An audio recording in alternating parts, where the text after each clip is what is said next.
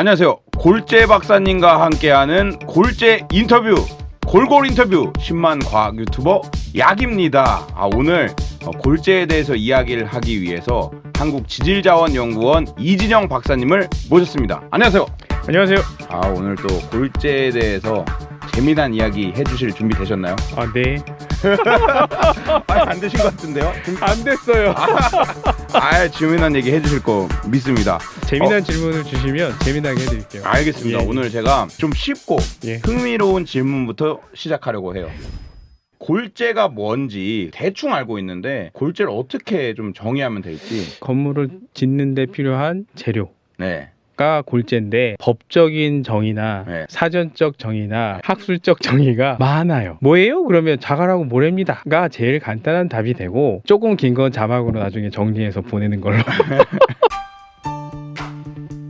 어떻게 보느냐에 따라서 뭐 인공골재냐 천연골재냐 볼 수도 있고, 또 산지가 어디냐에 따라서 하천골재냐 뭐 육상골재냐 바다골재냐 이런 것들이 다 달라져요. 그래서 많다 종류가. 예, 정도로 할 수 있는데, 골재가 뭐 그러면 제철소 이런 곳에서도 나오나요? 나오죠. 그러니까 왜 용광로 같은데 고로라고 부르잖아요. 네. 거기서 슬러그라고 해서 슬래그 같은 것들이 나와요. 제철 과정에서 나오는 부산물인데 그런 것들을 골재로 사용을 하기도 해요. 그래서 그거는 이제 보통 분류상으로 제조용 골재라고 얘기를 하고, 네. 이제 양은 많지는 않지만 그것도 골재는 확실한 골재죠. 예. 주로 골재가 천연, 제철소 이런 데서 나오는데 주로 그렇죠. 나오는 곳은 어디일까요? 천연이 가장 많고요. 천연이 당연히 많구나. 천연이 가장 많은데, 문제는 이제 천연 거는 한정됐다는 거. 유한한 자원이니까 없어지는 거죠. 하천에서 모래를 계속 썼는데 실제로 모래가 건물로 다 들어가 버리니까. 그래서 이제 건물 그러면 부셨을 때 나오는 폐기물로 다시 쓰자, 재활용을 하자. 또 좋은 아이디어죠. 그러니까 그렇게 또 하는 것들이 이제 순환골재라고 저희가 불러요. 순환골재. 네. 좋은 성능들을 가지고 있는데 문제는 이제 천연골재는 다른 것들이 섞이지 않으니까 그냥 바로 예를 들어서 가공 없이 쓸 수 있는데, 순환골재 같은 경우는 불순물들이 섞여 있고 건축 폐기물에 가까우니까 그래서 훨씬 관리도 까다로워요. 가격적으로도 또 궁금한데, 네. 천연이 비싸요? 아니면 제철소에서 나온 게 비싸요? 천연이 제일 저렴합니다.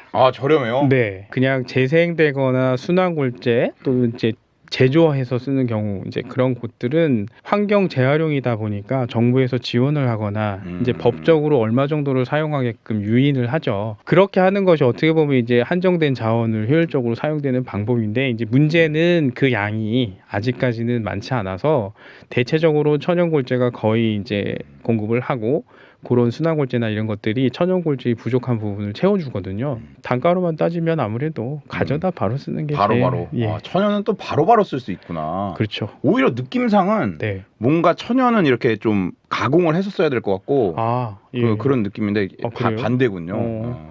건축 폐기물 같은 경우에는 가공 비용이 조금 더 세겠죠. 그럼 우리나라에 이렇게 수많은 빌딩들이 지어지고 있는데 얼마나 많은 양이 우리나라에 골재로 쓰이고 있는지 궁금합니다. 제가 재보진 않았는데요. 네. 통계적으로 추산하고 있는 게 한 1억 7천만 루베라고 얘기를 해요. 루베? 써요. 네. 루베 스펠링이 어떻게 돼요? 그냥 넘어가시죠. 네. 여튼 저희가 1억 7천만 세제곱미터, 남산의 3배 정도로 한 해에 골재 빌딩으로 써요. 한 해에 우리나라에 쓰는 골재 양이 3 남산이네요. 그렇죠. 남산 3개. 좀 더 돼요. 좀 더 돼요? 3 남산 플러스 알파. 예. 좀 더 돼요. 엄청나게 많이 써요, 실제로. 제일 저렴한 게 사실은 어떻게 보면 지금 소비자가 구매를 한다 그러면 순환골재나 재활용 골재가 오히려 저렴하게 공급이 돼요.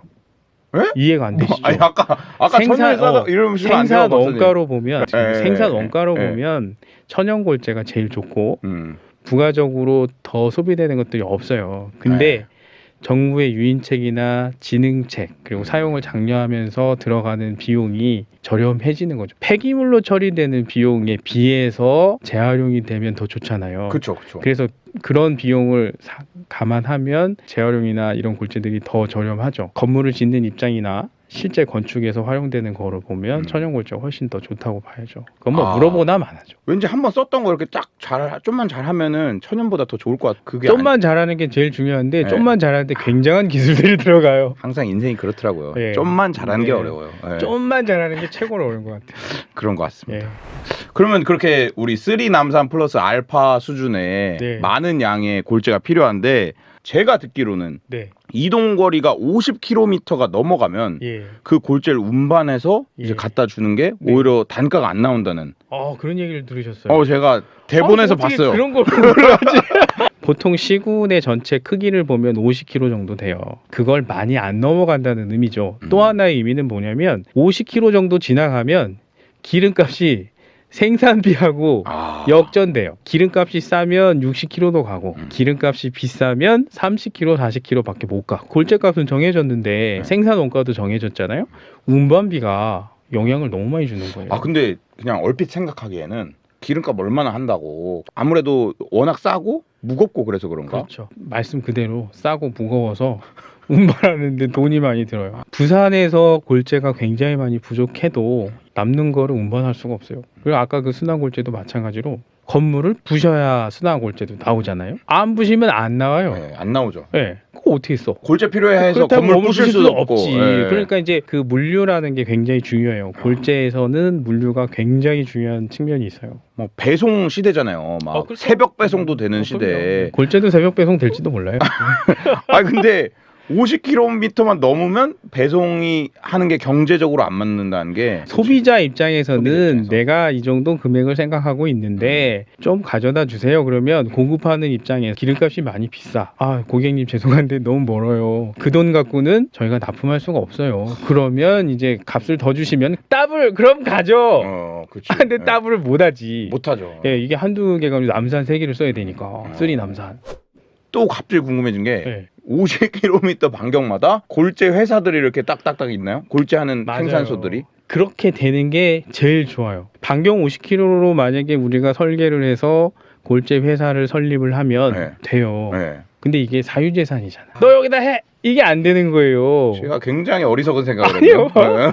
아니, 관에서도 그걸 고민했어요. 음. 실제로 골재를 공영 관리를 하거나 골재 공사 같은 기관들에서 그런 그러니까 전체적인 균형을 잡아서 개발을 하는 것도 고민을 했었어요. 이건 민간 영역이라서 그렇군요. 그 정부의 개입이 들어가면 안 되고 이걸 또 기존에 운영하는 사람들이 또 있잖아요. 그쵸. 그분들도 사실은 국민들인데 그럼요. 또 함부로 할 수가 없죠. 함부로 할 수 없죠. 예. 현재 골재 물류는 잘 되고 있는 편이죠. 그러니까 지금 일부 지역, 지금 경남권이나 이런 데는 부족이 실제로 있는데 그 외의 지역은 자율적으로 이제 그 문제 안 생기게 운영이 되고 있죠.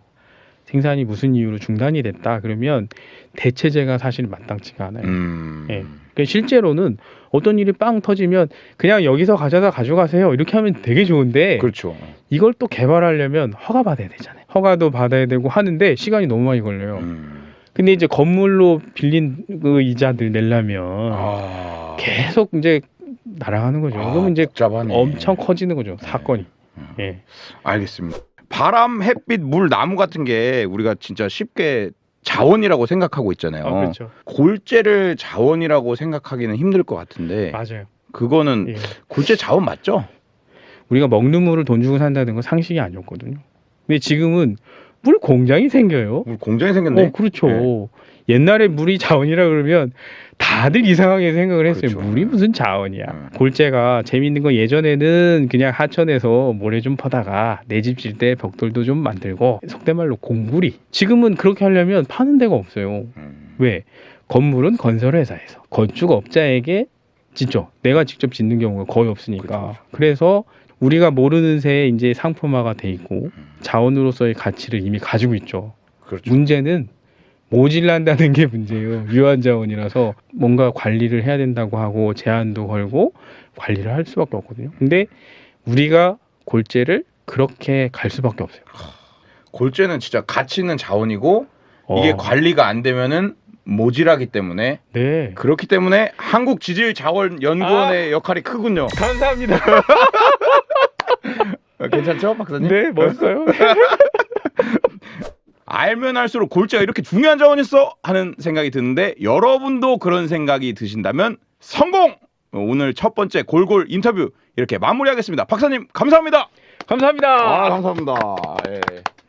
알면 알수록 골재가 이렇게 중요한 자원이었어 하는 생각이 드는데요. 다시 할게요 이거. 뭐 NG로 가요? 다시 할게요. 알면 알수록 골재가 이렇게 중요한 자원이었어 하는 생각이 드는데요.